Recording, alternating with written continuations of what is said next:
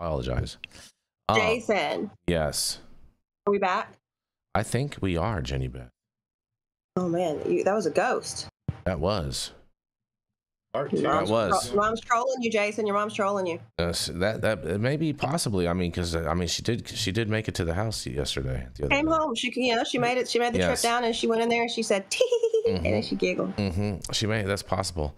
All right. Sorry about that, guys. We apologize for that. All of a sudden, like the main computer shut off and restarted itself. That was really, really, really weird. But thank you guys all for coming back.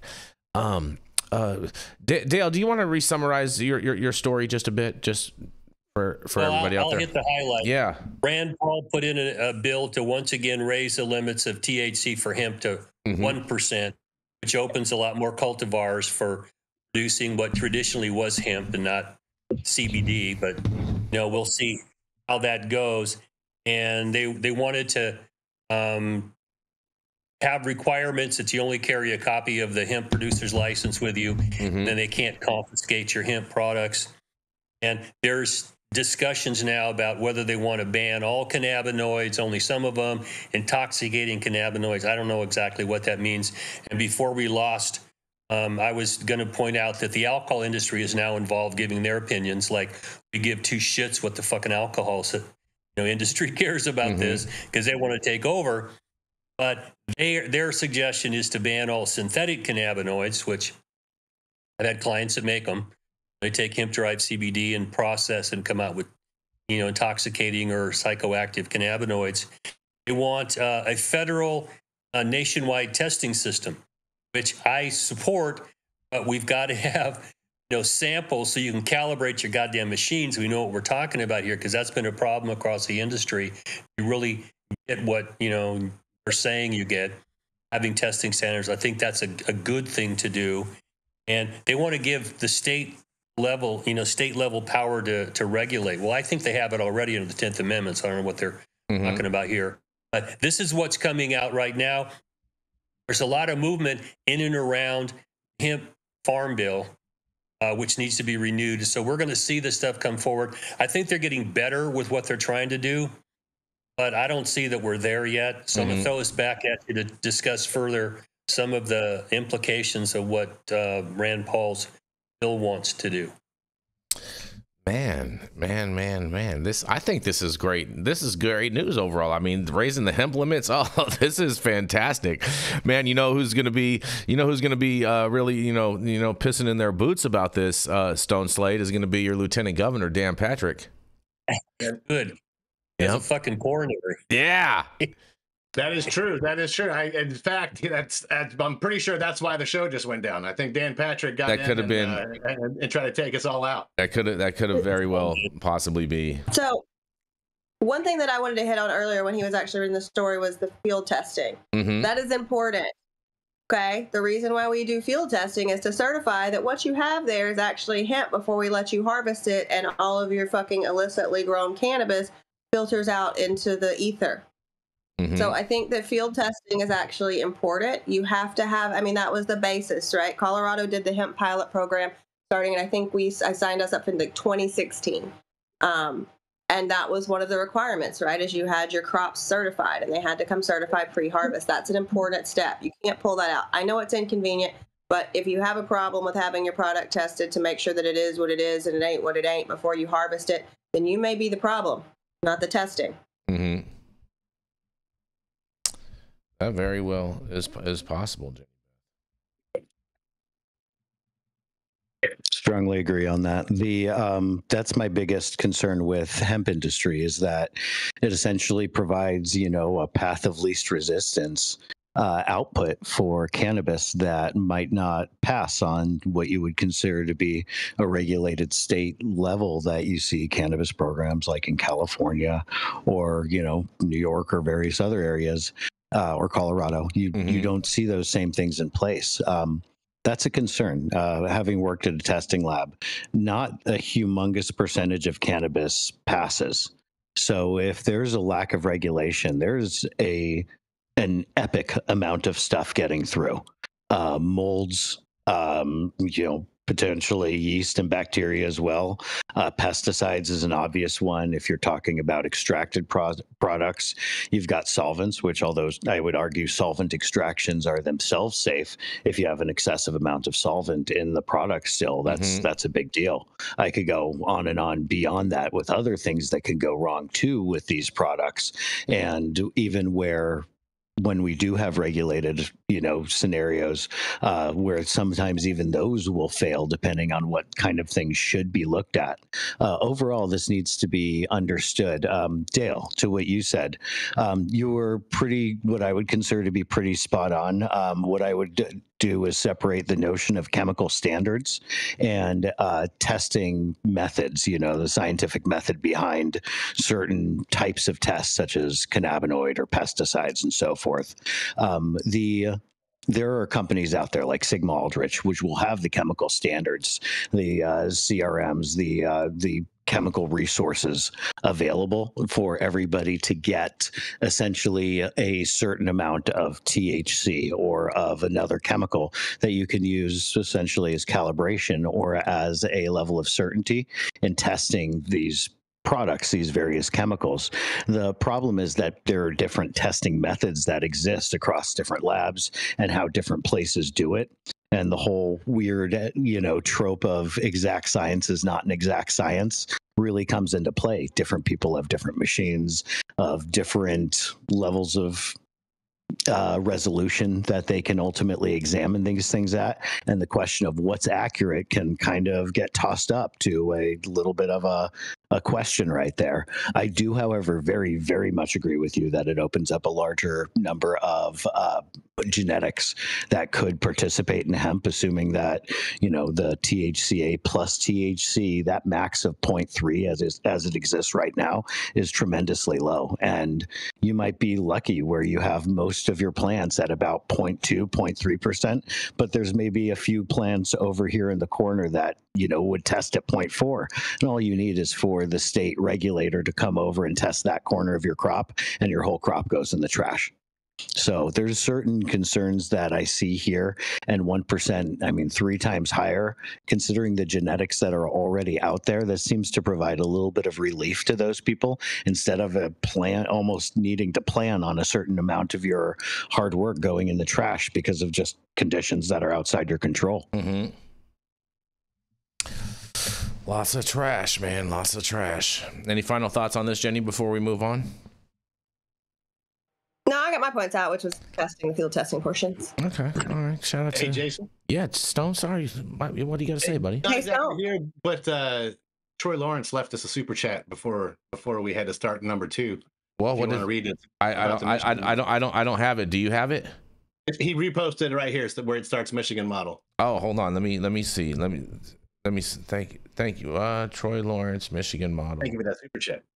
Yeah, thank you for that super chat. I don't see it. It's Michigan model is the way. Allow what they want. Bring the untaxable market to the taxable market. Craft, CBD, home grow.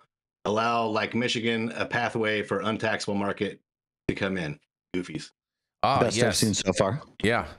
I love the Michigan market. The Michigan market is fantastic. I'm a big fan of the Michigan market. Personally, Trap City, baby. Trap City. And on that, we are going to roll into our next commercial, and we are going to be right back.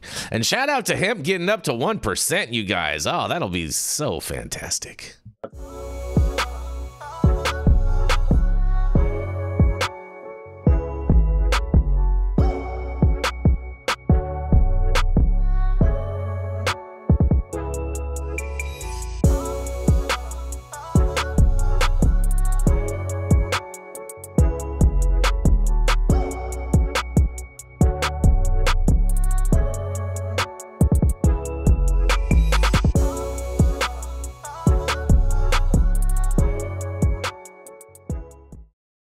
That's funny. Oh, and we are back, you guys. Stop whatever you're doing. Make sure you smash that like button. I know we'll appreciate it. You'll appreciate it. And YouTube will appreciate it. Also, make sure you subscribe to the channel if you haven't subscribed already. And all of the articles that we cover on today's show will be up on our website just immediately following the show. You can also find all of the links to the stories in the description if you happen to be watching this video later on, to all of the stories that we cover on our website. And make sure that you also scroll down a little bit farther in that description and see all of the amazing sponsors that help make this show possible every day. And make sure you use the link to order yourself a case of Liberal Tears energy beverage, 150 milligrams of caffeine in every can, and oh man, 0 grams of sugar. And I promise you, Dale, no snowflakes were harmed in the making of this product. The Control Tower from Highly Educated has perfected the dab. Utilizing the concept of thin film evaporation, you can waste none of it and taste all of it. The micro texture of the SE pillar increases nucleation at elevated temperatures. And with the tower propelling at 2,600 RPMs, it's certainly the most efficient dab experience to date. The Control Tower from Highly Educated.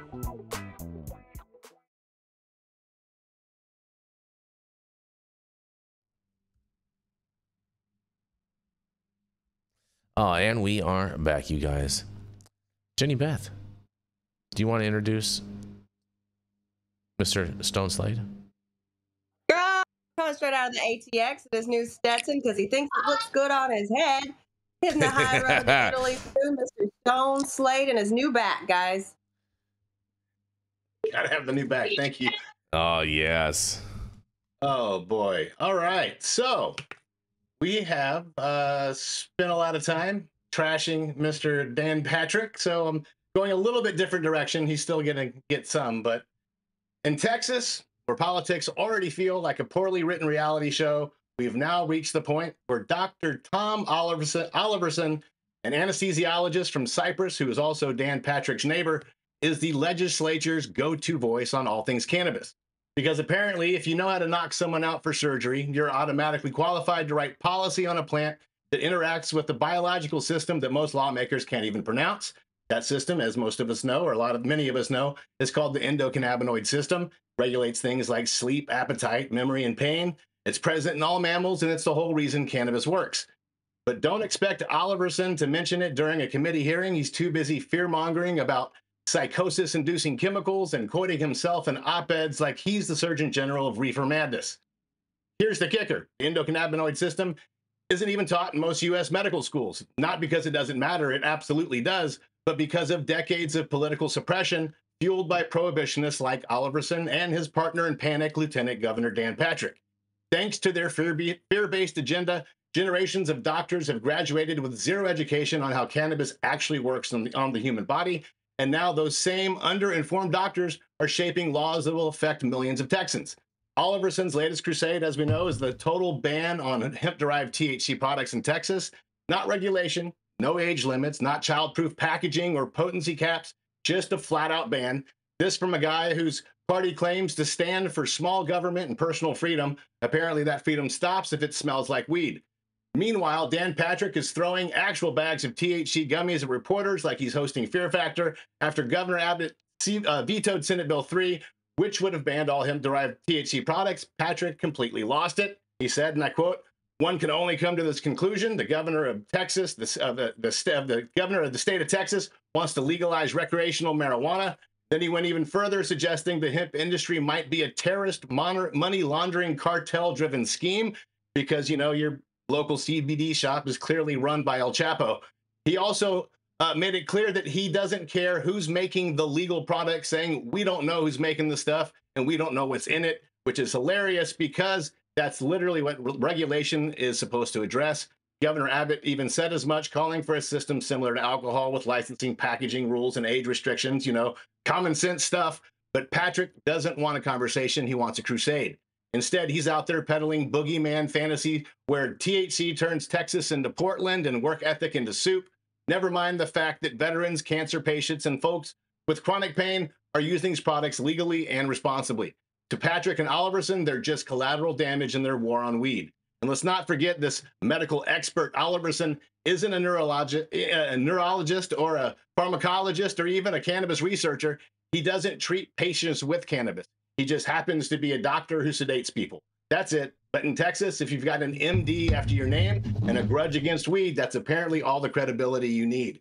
What Oliverson is good at is parroting prohibitionist talking points from the 90s. He claimed that Texas hemp shops are selling psychosis-inducing, overdose-prone chemicals. He said unregulated cannabinoids pose an existential threat to public health. And he warns that patients using these products are self-medicating their way into failure. It all sounds terrifying until you remember that mountains of real-world data from other states that have legalized, regulated cannabis without spontaneously combusting. Because the truth is, Alverson's stance isn't about public health. If it were, he'd be working with toxicologists and cannabis researchers to build smart, responsible policy. Instead, he's blocking these conversations and doubling down on bans. You can't claim to care about safety while refusing to regulate the thing that you're afraid of. And you really can't ignore the irony here. The same lawmakers calling cannabis a danger to children are the ones pushing for fewer gun laws. In their world, an 18-year-old can buy a rifle, but God forbid he has a 5-milligram THC gummy to help him through some back pain. So while actual doctors, scientists, and patients are out here screaming for facts and regulation, Texas lawmakers are standing around a guy who's never written a cannabis prescription in his life, while the lieutenant governor warns that Delta 8 is possibly a tool of ISIS. It'd be hilarious if it weren't so dangerous. These aren't just fringe rants anymore. These are the people writing laws that are affecting cancer patients, veterans, and people, parents of epileptic children who found relief in cannabinoids when nothing else has worked. And yes, there is a special session coming up on July 21st. Expect more hysteria, more misinformation, and maybe even a PowerPoint presentation about cartel gummies. But definitely expect more Texans asking the same question: how in the hell did we get here? Spoiler alert, it's because we keep letting the loudest guy in the room pretend he's the smartest, and in Texas, that guy happens to have a medical degree, a microphone, and absolutely no understanding of the plant he's so desperate to wipe out. I'm Stone Slade for the High at 9 News. Can I give you a crazy dash of irony real quick? And sorry to just cut in here, but just to throw it out there, guys, this is just throwing it out there, more is known about the pathways for cannabis in your endocannabinoid system than the pathways that exist for sedation of patients. The anesthesiologist is there watching your vitals. They've got their foot on the throttle, so to speak. Not very much is known about all of the pathways through which it exists and which it operates, and especially when compared to cannabis. It's just mind-blowing that somebody that operates in an area where you're taught with a lot of sense to understanding what goes into being a doctor and studying vitals, that their specialty is something where the pathways aren't largely understood, yet they seek to demonize something else. That's just... Well, but having a knucklehead as your expert is not brand new. In 1937, they had a veterinarian by the name of Dr. Munch. This guy was a full-throated fucking moron, okay? And he had tested dogs. And so all of a sudden, testing weed on dogs made him an expert on how it worked on humans. And he was their expert until he testified, and he got 4 women off for murder charges, claiming they smoked weed, they didn't know what they were doing, and he smoked it and turned into a bat and went up onto the rafters and blood came off his fangs and shit. It's like, you're a fucking idiot. To the other point, anesthesiologists are trained to understand gases and medicines will knock you out and how to reverse them quickly. That's their job, okay? And I've been in surgery more times than I care to remember, and we'd give them fentanyl, have Narcan there, or you give them Versed or something, and you're ready to knock them out, wake them up, and that's the balance. They, keep them breathing. Hits the central base of your brain where the opioid centers are, and that'll knock out your breathing. Cannabis doesn't have receptors there. And most doctors, you start asking them questions, they go, I don't know. Well, why in the hell don't you know? We understand how this works. I mean, Molly, when she took neurophysiology and biology in medical school, nothing. We also got a hold of some courses afterwards just for shits and giggles. We watched the entire neurobiology and physiology for medical school that they had recorded. Nothing was there. They didn't want to talk about it. It's like, this is taboo. We can't talk about this. And the That mechanism, as Nate said, is better understood than a lot of the other mechanisms that will actually kill you. It's like they don't want to look at this. And that's a real problem that Molly and I had, because people have assumptions about this. When you ask them, explain that, the pathophysiological mechanism is the official opinion term. They don't have a clue what they're talking about. And Dan Patrick, he has rectal myopia. There's just no way of getting around it. He won't get his head out of his ass because he has a political agenda here. And politics and facts don't even operate in the same zip code. That's the problem we have here. They want an outcome, and science is, we don't know the outcome. Facts change what we think about stuff regularly. Politics doesn't play that game. And it's just disgusting, but it's not a brand new phenomenon. Lieutenant Dan needs to stay out of the medical business because he has no clue what he's talking about. Mm-hmm. I feel you. I'm with you guys on this. Lieutenant Dan needs to go back to Maryland where they're increasing their taxes. Yeah, the sense of fighting regulation in favor of continuing the drug war is, I mean, I love the elderly, but can that idea and whatever it's attached to die as quickly as humanly possible? What do you mean, Nate? What do you mean? That notion that something needs to be demonized rather than regulated. Got it. Yes. Yeah, no, it doesn't make any sense. I mean, the drug war and its failure. Got it. I was going to say, like, I want more old people consuming cannabis on a regular basis. I think that's one of the best things that they can do for a whole host of reasons. I think self-awareness and lack of hypocrisy would make all of these other issues go away. Fair. The lack of hypocrisy is a problem, though. We're drowning in it right now in this country. Arcanium perlipoplint solium digini. I'm sorry, I'm totally murdered your name, but it said a funny thing in the chat. He said 4 out of 5 doctors agreed they were paid to make their medical conclusions statements. Bingo.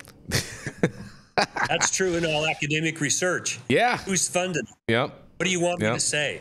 You wouldn't be hearing about it if the people who paid for the research tested it, essentially came up with conclusions that were against themselves. They wouldn't have published it.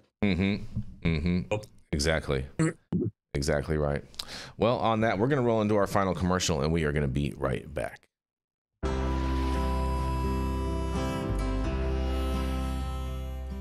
Oh man, your knees still bothering you, man?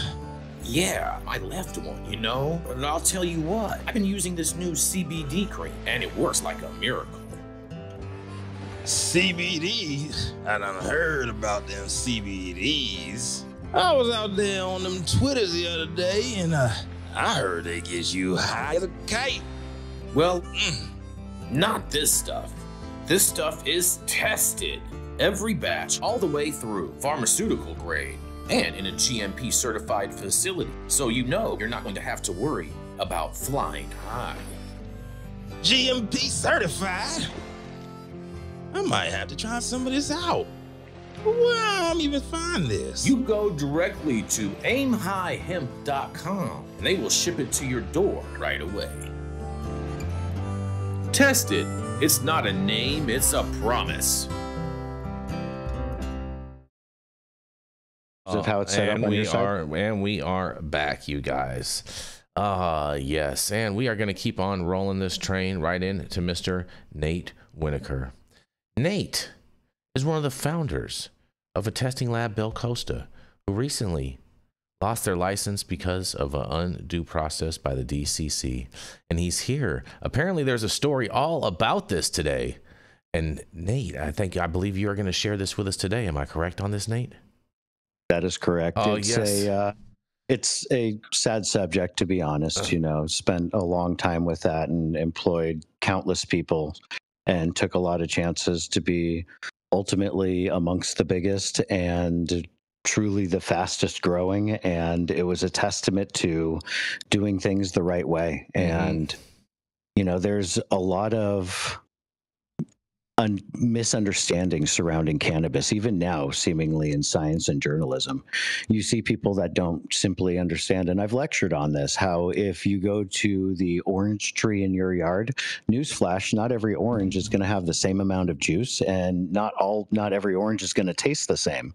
And so where people get this expectation out of cannabis, where some buds are juicier and, you know, full of certain chemicals and certain ones are drier, and this can exist all across a batch. And best case scenario with regards to the idea of testing, you're getting an area of homogeneity that's between everything. Sometimes I joke with people that their 25% batch doesn't have 125% bud in it, that my sampler just happened to take an even amount of 20% and 30% buds.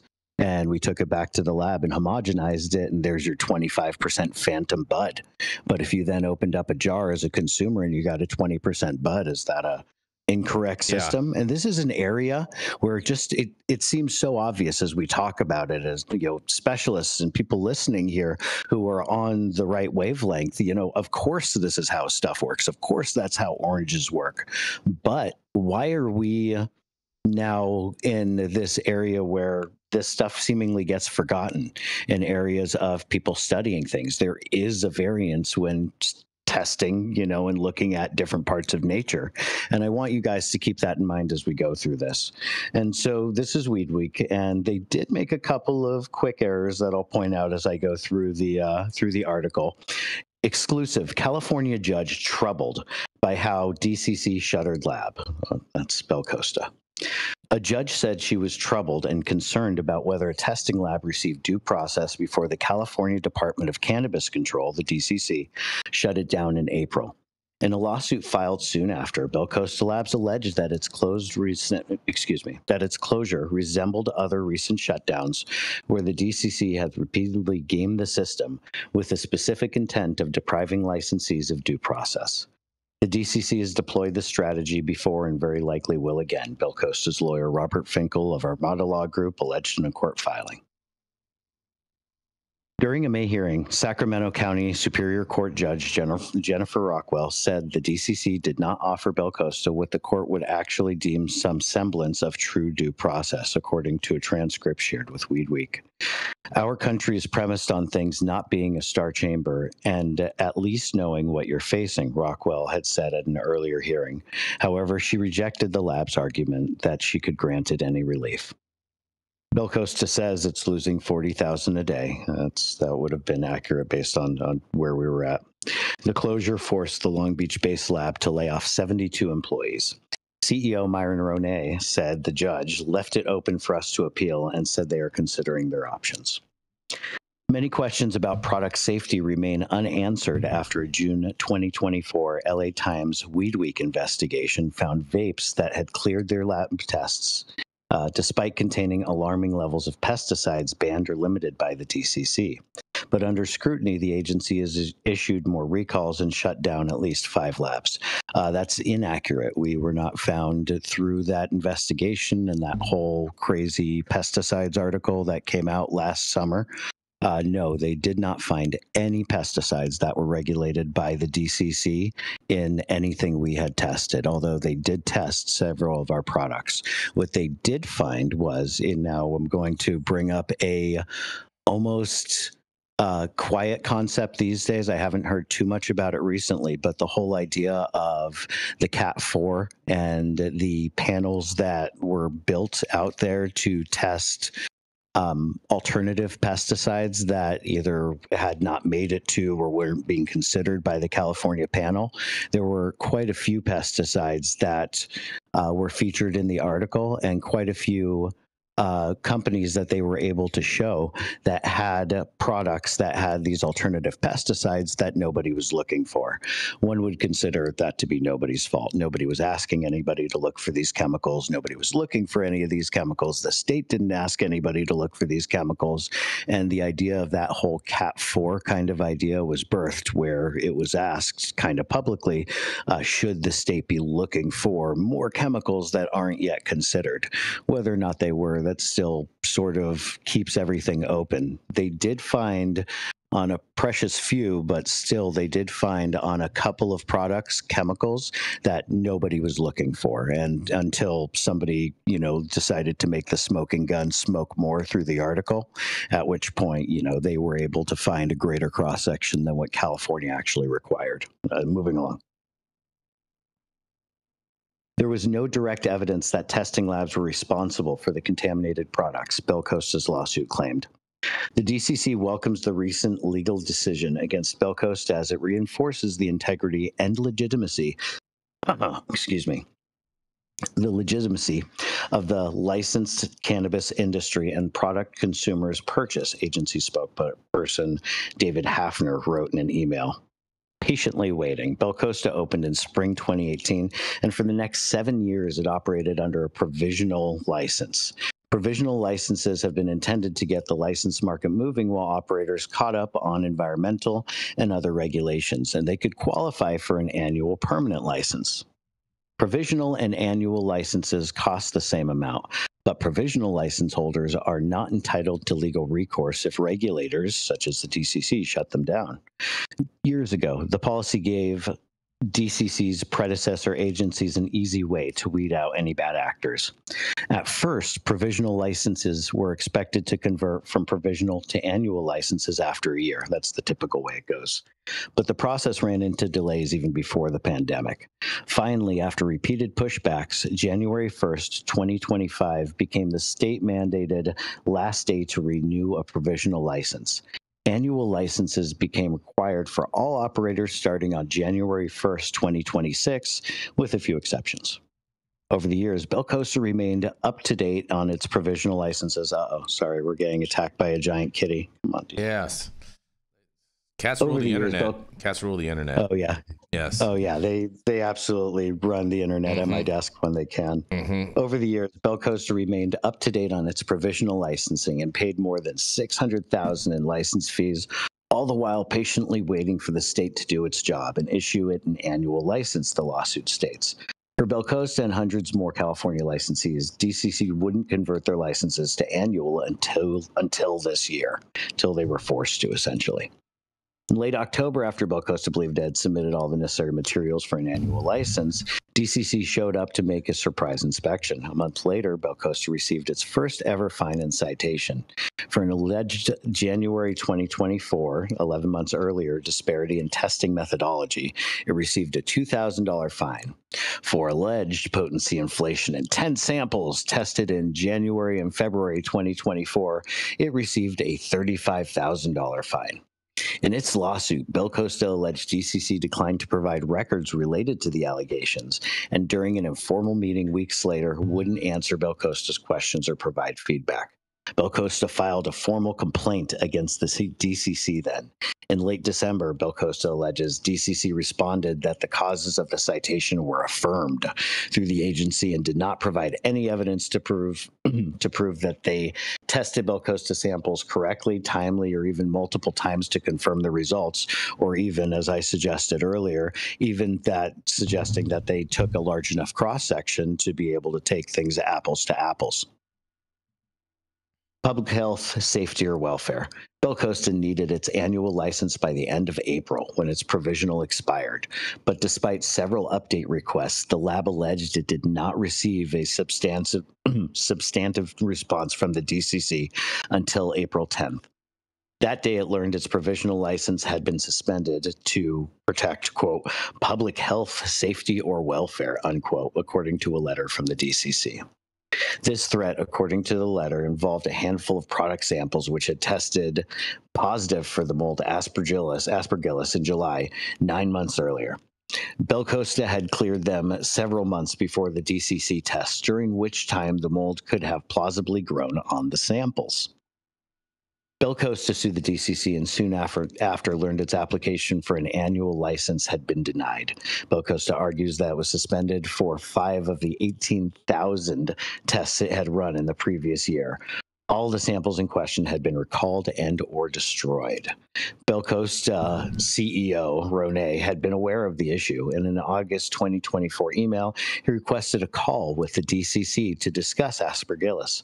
A DCC staffer responded that the department would be in touch. Renee says he didn't hear about it again. The 6 other alleged violations listed on the suspension letter included a metric login issue CEO Renee says he believed had been resolved due to the DCC's satisfaction, in fact, the same day. Potency inflation in product samples the DCC also collected the previous July. Belcosta sued the DCC and soon after learned that its application for an annual license had been rejected. In court, the DCC's lawyer, Justin Bueller, successfully argued that the agency could not provide any relief since Belcosta's provisional license had expired, and per state law, the agency was no longer issuing new provisional licenses. The case, he argued, was moot. Now, when I was sitting in court on that fun day, I looked up at the monitor where it was showing the Zoom feed, and I saw Dale's familiar face and chair and green, kind of background right there. Thank you for joining us there, Dale, and thank you for paying close attention. I did happen to look over, and out of a few of the faces I recognized, yours stood out. So, I appreciate your support and your attention. Face you can't forget, dude. Let's see. In court, despite her apparent doubts about the process, Judge Rockwell rejected Belcosta's argument that it was her role to stop the legislature or DCC from allegedly taking away the lab's license without due process. Bueller argued Belcosta could obtain due process by appealing the denial of its annual license, basically appealing to the same people that came up with a hack job to deny the license in the first place. After losing the lawsuit in late May, Rode notified the DCC he would seek a formal appeal. The agency told him to expect a response in 6 weeks. Has not yet happened. We can go a little further in the article, but you know what? Let me just finish the very, very last thoughts. Throughout its ordeal, Belcosta claims it has been denied hallmarks of due process, like a chance to see the evidence against it and respond.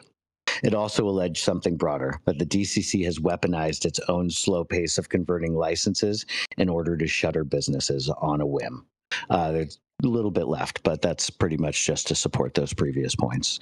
Guys, what do you think? Obviously, thank you for, the continued attention.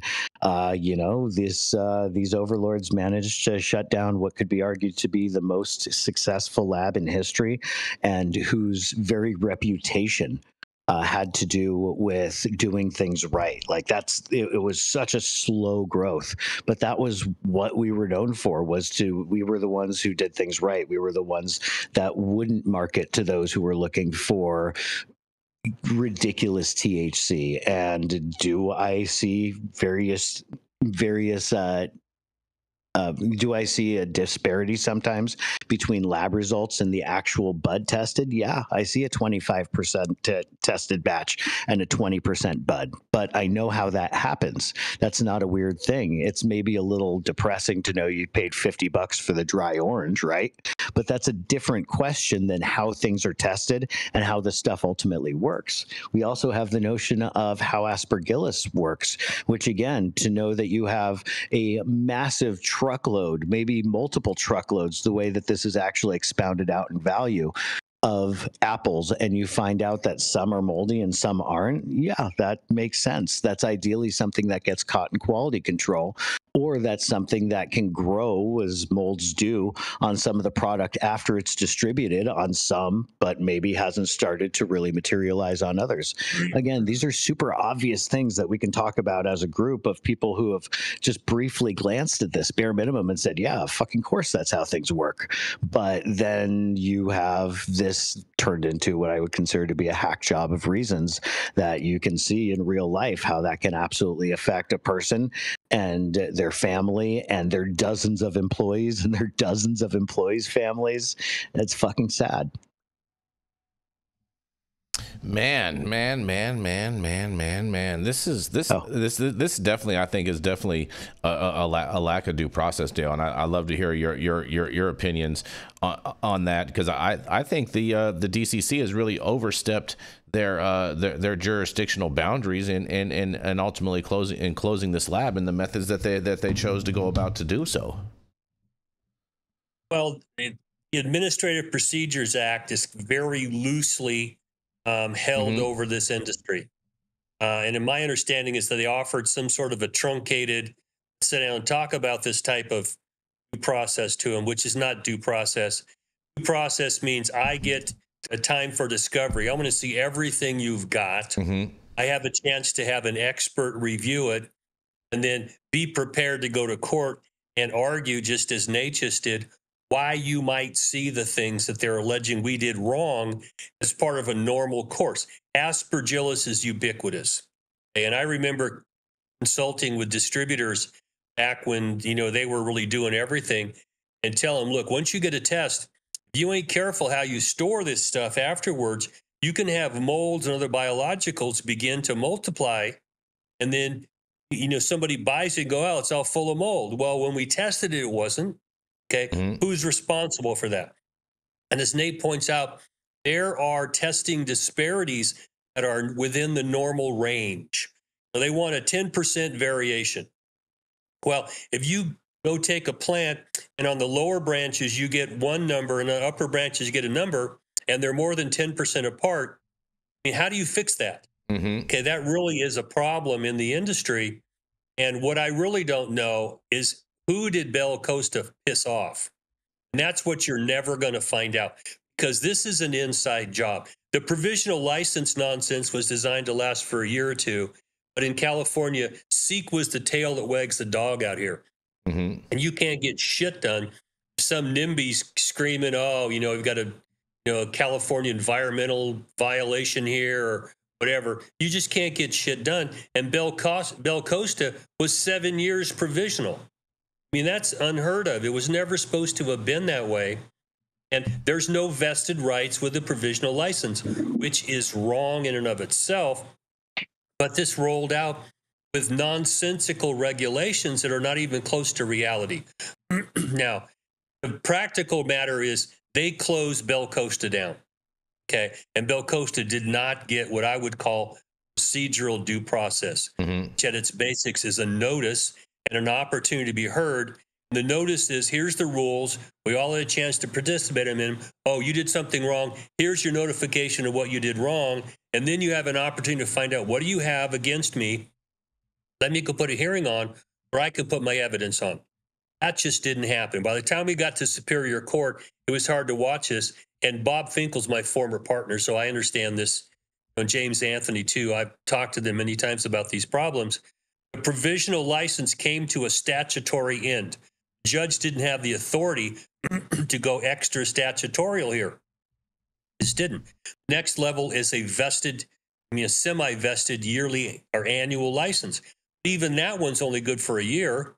You don't get a license that you actually get to hold on to until they prove you shouldn't have it. Every year they get a chance to take another bite at the apple and deny you, and then you can't function when you're in denial status. You got to go fight all this shit out. The game has been rigged to a point where if you piss somebody off, which I'm going to assume that happens somehow, and the game gets rigged against you, and you just don't have a chance. I would hope that an appellate court, if they take it to an appellate court, would find some way to cut through this.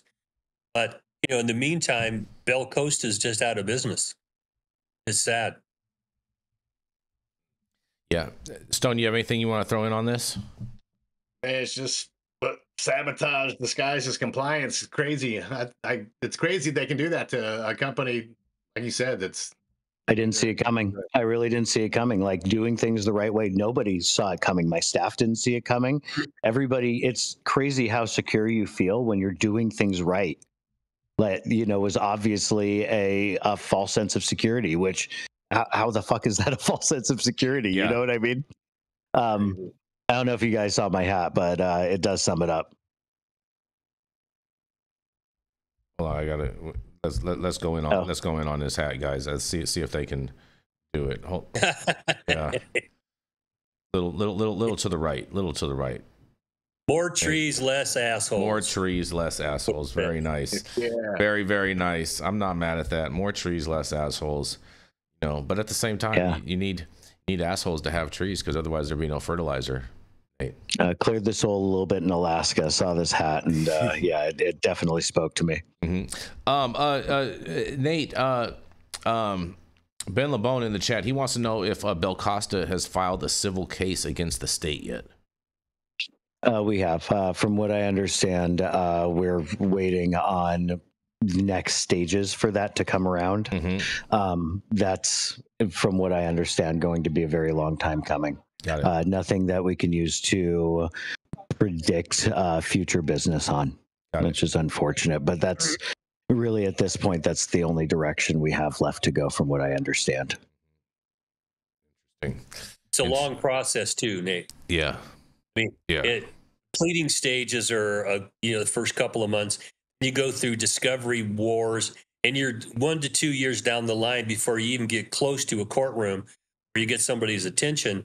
Then ultimately, you got to have a jury trial. Let a jury decide, were you wronged and what's the amount of damages here. And in the meantime, you're still not making any money. Litigation is expensive as hell because attorneys like to get paid. I mean, we actually more than like to get paid. You don't pay us, then we're not your attorney. That's kind of how it works out. And you're talking hundreds of thousands of dollars in attorney's fees and expert costs and things like that. And if you lose, you're not insured against that. So rolling the dice is very expensive and a long game here. I mean, I know the attorneys involved here. They're friends of mine. And I mean, you're in good hands. But that being said, this is a couple of years and multiple six figures for a chance to try and undo something that you'll never really, I mean, unless somebody gives you a leaked memo or internal email or somebody's pissed off at somebody in your organization, you're not going to find out why this happened. It's sickening is what it is. Thank you guys for the for the empathy and the kind words and the understanding. And it's like I said, didn't see it coming, and it sucks worse than anything that could ever suck. What do you say about it other than thank you for giving me the platform to expose this kind of stuff, because it's just not right. Any final thoughts on this, Stone Slate? Sir. All right. Sounds like this is like a page out of Dan Patrick's playbook, kind of. You know what I mean? Yeah, that playbook was written even before that decrepit MFer was around. Well, Nate, we do wish the best for you and for all the employees and ownership of Belcosta. We are with you guys on this, and you do have our support in this fight, in this battle. And but I have been trying to end the story, the days with happy stories, Dale. You know what I mean? But guess what? Today's not the day. It's not the day. But I did kind of make it a sandwich kind of today, because we started off the show talking about a tax hike in Maryland, right? You remember this, Dale? Yeah. Well, guess 12%. what? Guess what? We're gonna finish. We're gonna top it off. We're gonna top this newscast off with another increase in taxes, because California's cannabis excise tax is to increase to 19% starting on Tuesday, July 1st. That's right. The automatic hike was triggered by a deadline in cannabis excise revenue, despite industry warnings that the increase will further burden legal businesses already struggling to compete with the illicit market. The California Department of Tax and Fee Administration confirmed the change last month, citing statutory requirements. Industry leaders, however, have been urging lawmakers to intervene, with some warning the tax hike could devastate the state's licensed marijuana sector. And Assembly member Matt Haney has been leading a legislative effort to prevent the increase. His bill, AB 564, would freeze the excise tax at 15%, but despite passing the Assembly 74-0, it has not yet received a vote in the Senate. Even if signed into law, the measure would not take effect until January 1st of 2026, and a last-ditch attempt to insert a tax freeze into the state's $321 billion budget package failed earlier this week. Reports from MJ Biz Daily. And although Governor Gavin Newsom and Assembly Speaker Robert Rivas reportedly supported including the freeze in the budget trailer bill, the proposal was ultimately rejected by Senate President pro tempore Mike McGuire. In a quote, "The budget trailer bill was our best shot to stop this hike before it took effect," said Senator Christopher Cabaldon, who supported the freeze. And in a quote says, "I'm very concerned that we're going to see less revenue as a result of this increase and significantly advantaging the illicit and illegal activities around our state." Starting on Tuesday, California's licensed marijuana retailers will face among the highest tax burdens in the nation. On top of the 19% excise tax, marijuana purchases remain subject to the state's base sales tax rate of 7.25 to 10.75%, as well as any local cannabis taxes included. Well, sounds like California is just wants to just shoot their whole industry in the foot, and everybody might as well just migrate back to the tax market. And as a retailer, I can already see on July 1st, all of the customers that are going to come in are going to be like, "Oh, I just bought this just last week and it was a different price." And all of us, why are you guys raising your prices? What's going on? And people are going to revolt against retail because of this. And this is just a sad, sad state of affairs. And I can't wait to hear what you guys have to say as well. Well, I just recently had a discussion with Fiona Ma, who is our treasurer. Yep. She certainly understands that the industry is circling the drain because of the burdens of taxes here. Yeah. And the layers of regulation. Mm-hmm. So inside the Beltway, and I'm talking about Democrats now. Yep. I'm sure the Republicans look at this just shaking their head. You fucking idiots, you can't figure this out. Exactly. It ain't rocket science. California overspent to the point where now they're scrambling because they've got gaps in all their funding. And my mantra is, can't fix every fucking problem through the government. Yep. Stop trying to do it because we can't afford it. So now we've got all these stupid ass programs out there. People get mad when I say that. It's true though. Making sure people have a job, making sure they have housing, they have clean water and food, and they can afford gas and things like that. Those are the core issues. You get out beyond that, and now you're wondering, why are we spending money on some of these programs out there? Because, 0.5% of the population is being affected by this. Yeah, but, the majority of people, it's not affecting them. Mm-hmm. And there's still this prevailing mentality. They can bridge these budget gaps off the back of this industry. And I tell them this metaphor here of the cash cow you've been milking looks like it's feeding in fucking Dachau right now. It's about to die, and you won't take one milker off the tit. Okay? And I'm pretty blunt about this kind of shit. I went to the convention and railed against this stuff. You're fucking stupid. Mm-hmm. Okay? Stop it. The industry can't survive this. And now that bill, which passed, with such a large measure, it just got stuck in a corner to die. Mm-hmm. Now it's going to take effect next week, and an already overburdened industry is going to get a bigger burden on top of it. And how much can you scream your outrage to these people making these decisions and just have them go, la, la, la, la, la, I don't know what you're talking about. I'm telling voters, throw these fuckers out of office. Yeah. Stop this. Yep. Okay. You cannot fix every problem by taxing the shit out of people and just throwing money out thinking it's going to fix problems. Mm-hmm. We have to tighten this ship up. And once you get it in balance, you don't have these goddamn deficits and things. Now you can talk about maybe raising taxes a little bit if it's popular with people.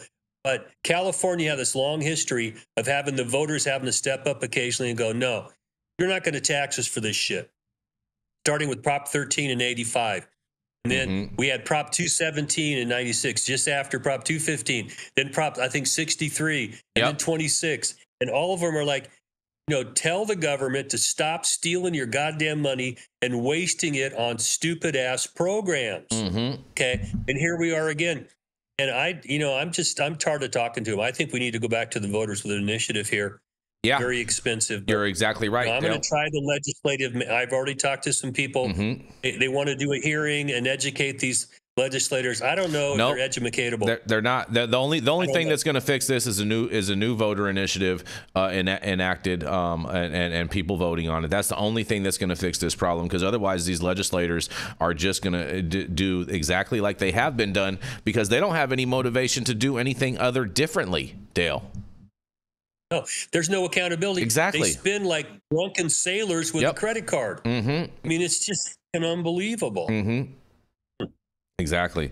And the C word threw in a super chat. I believe he's trolling, but he says, weed in California is practically free.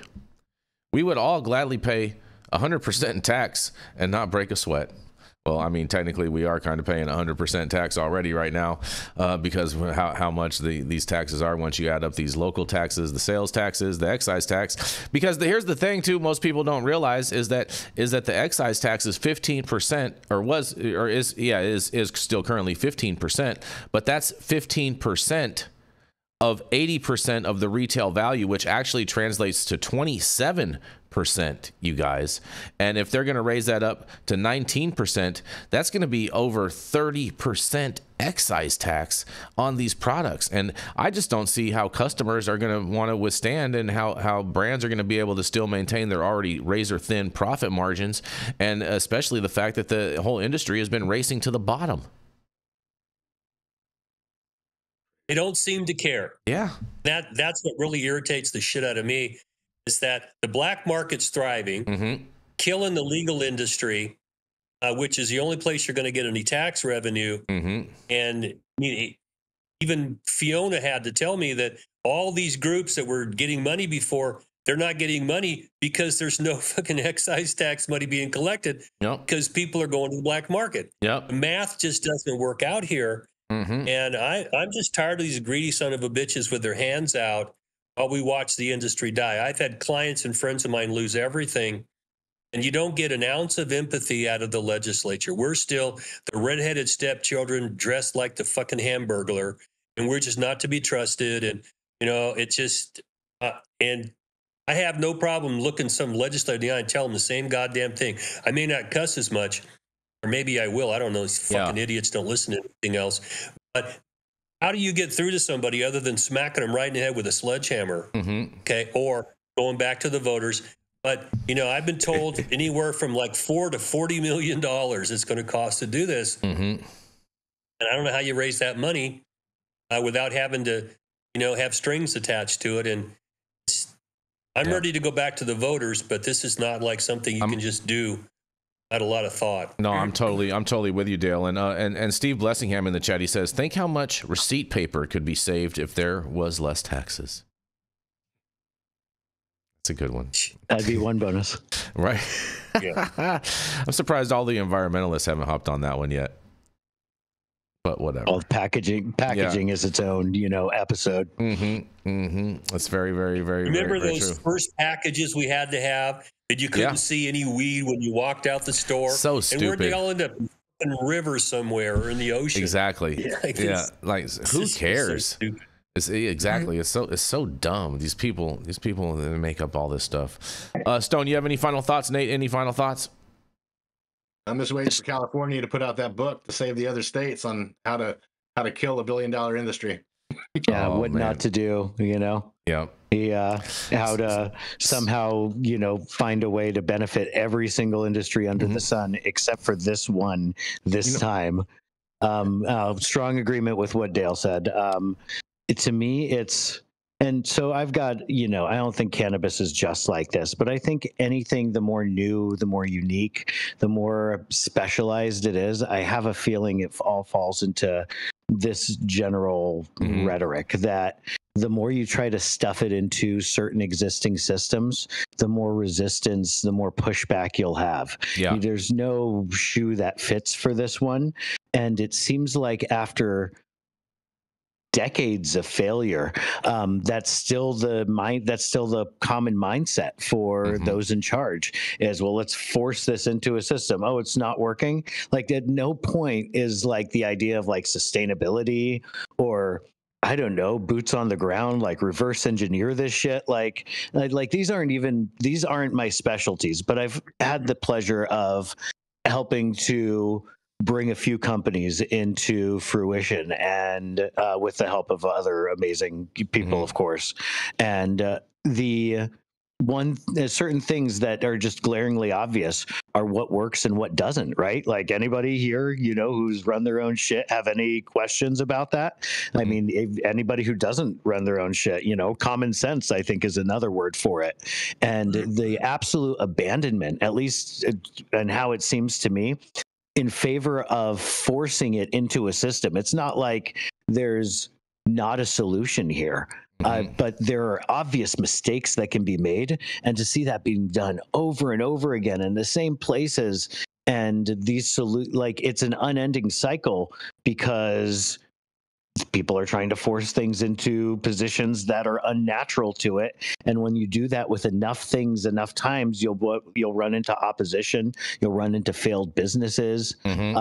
You know, more regulations. What the fuck are you guys thinking? You know, higher taxes. Like, do you see? Like, are your statistics doing anything other than trying to weed out the next, you know, Anheuser-Busch, Philip Morris of cannabis?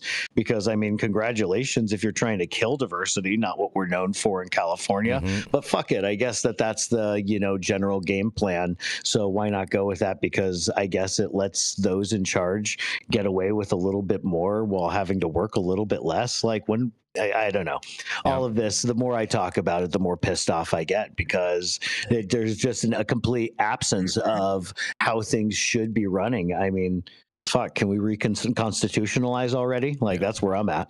Well, California needs to be more about weed for the people overall, as far as I have to say, because all they're about is taxes in their pockets and in their coffers, and the more that they double down on that, the less taxes they end up receiving.